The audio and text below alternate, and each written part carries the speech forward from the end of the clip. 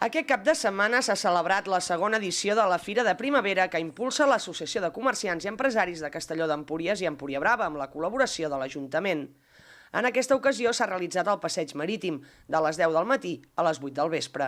Durant tot el dia, a part del mercat, amb prop de 40 parades, s'ha pogut gaudir de la música en directe amb grups com Víctor i Marqui i Swing Engine.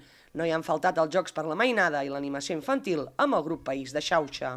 Pues muy bien, de verdad. Ahora estamos al lado de la playa, es genial porque hay mucho más gente, hay mucho ambiente, también hay 39 paradas, hay animación para los niños, un poco para todo el mundo. Entonces, que hay gente de aquí, del pueblo, pero también hay gente de otros países como Francia, Bélgica, Holanda, he escuchado también inglés, alemán, un poco de todo.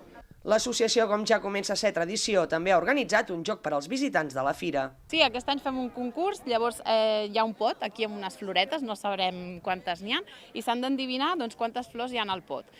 Les butlletes per participar al concurs les donen a les parades a la gent que va fent les compres. Llavors, a l'última hora sabrem qui és el guanyador. Doncs mira, el premi consistirà en diferents regals i lots que ens ofereixen cada un dels paradistes. El temps ha respectat la fira fins a la tarda, quan ha començat a ploure, però totes les activitats programades s'han pogut portar a terme.